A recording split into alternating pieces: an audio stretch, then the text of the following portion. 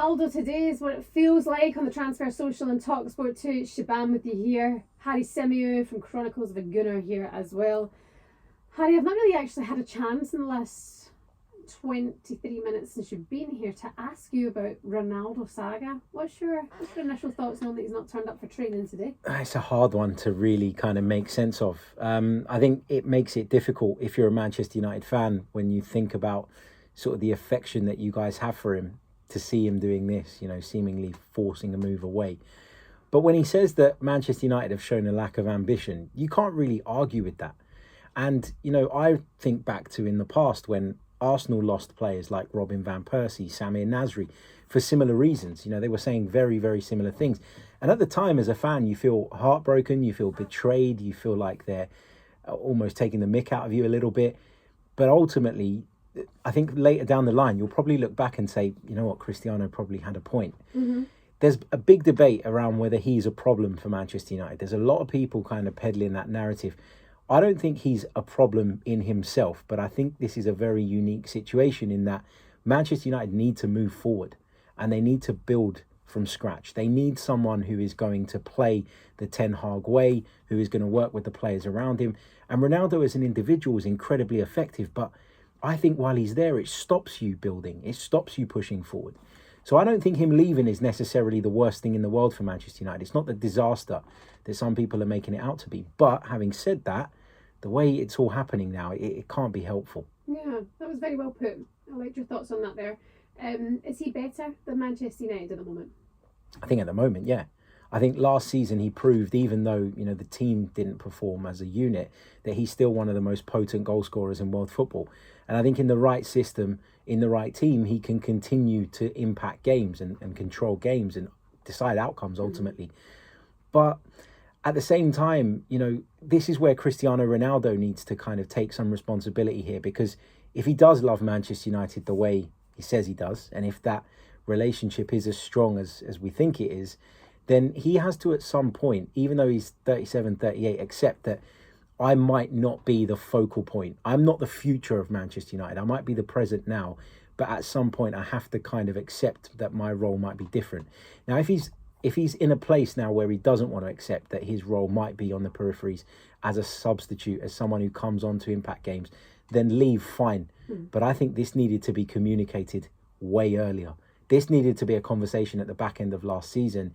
And we shouldn't be now, when Manchester United are trying to ramp up their business with regards to incomings, talking about Cristiano Ronaldo. That's the real problem, isn't it? And I heard it on Sky being mentioned earlier on today. It's the Cristiano Ronaldo show. Then that's what can seem to happen here. Do you think, in hindsight, the transfer worked, or has it been a massive fail? I wouldn't say it's been a massive fail, because, as I said, as an individual, he's had a huge impact. Mm-hmm. But I think Manchester United have been all over the shop in so many ways, in so many departments, that I don't think they've got the most out of Cristiano Ronaldo in terms of, the impact that people thought he would have. He scored goals as an individual, but did it elevate the team? Well, you can't say it has, because they finished second the season prior and finished sixth this time around. Now, I know that, the second place finish was definitely a red herring. That was not an indication of United's level. It was a consequence of other circumstances. But I don't know that you can say it's a massive failure, because he as an individual has gone out there and delivered. So I'm kind of on the fence about this. I've got splinters. As an individual then, he's a fascinating character. The man rates himself as a godlike figure, I would imagine, and he surrounds himself by people who know that he is the best and will always tell him he's the best.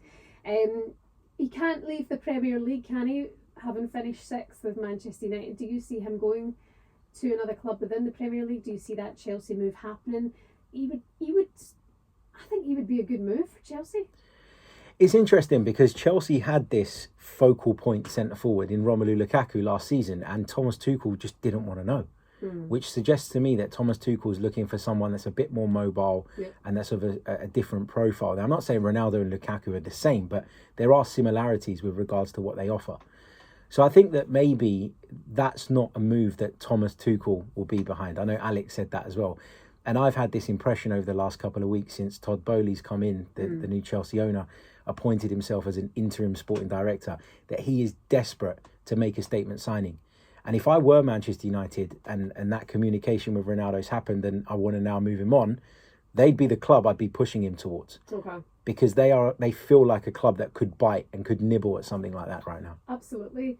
Could be an interesting move to see this happen so quickly after him joining the Premier League again for Manchester United, the club that he loves. Yeah, all right, Judas. Quickly out the door and things start going wrong. But they've turned on him. Yeah, it's always the way, isn't it? I do feel though, as a Manchester United fan, I'm okay with him not being part of the club next season. I'm okay with it. And perhaps they were better without him, you know, and in hindsight, well, it just didn't work, did it? But I don't think that's Ronaldo's fault. It's the club. It's the way the Manchester United way is at the moment is a whole issue. Well, the thing is, he's above them. He's out of their class at the moment, and that's not helped them. Like Rory, who always sits where you are at the minute, he says Ronaldo's the weirdo there. You know, he was the weird one because he was the born winner and he knew what it was to represent Manchester United, and it didn't feel like everybody else in the squad was on the same page. But, you know, actually being without him next season will be interesting because Jeremy just pointed out how I love a stat. Jez, join me now, will you please? Because you just said last season with Ronaldo in the squad, they scored 72 goals. Is that right? 73 goals. The year before without Ronaldo, how many goals did they score? 21. That's bonkers. And it's literally the same squad. The addition was Ronaldo and then Jadon Sancho as well. Yeah. So they strengthened and was it?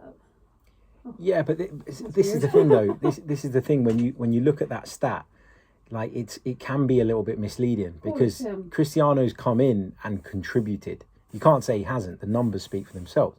The problem has been that there's been a drop off everywhere else, and him contributing and him being the focal point has in some way had a bad effect on that. So it's that's why I said it's a really unique situation here because it's very hard to put it all at Ronaldo's door. If Manchester United were better organised, if Manchester United had better players, if Manchester United were doing the business week in, week out, and Cristiano Ronaldo was coming in and out of the side and maybe there were rumblings behind the scenes that all wasn't well, you could point to Ronaldo and say he's the problem, but you can't throw stones from a glass house, which feels like that's what Manchester United fans that say he is the problem are essentially doing. Absolutely. If you look back at when Ronaldo was signed as well, it was last week of the transfer window. It was an impulse buy. It's like one of those snacks you pick up on the way to do your express checkout. It's a tasty snack. There was no long-term plan to buy it, so they spent a lot of money. And when you invest in Ronaldo like that, you have to completely restructure how your team attacks in order to accommodate him. Yeah. So they made a big outlay on Jadon Sancho, and then ultimately said, "Oh well, actually, Ronaldo's going to be our main man now. We planned it all summer." Yeah. So, Do you think people like Jadon Sancho, Marcus Rashford, will be looking at this and quietly thinking, yeah, this is probably the best thing for us? Absolutely, yeah.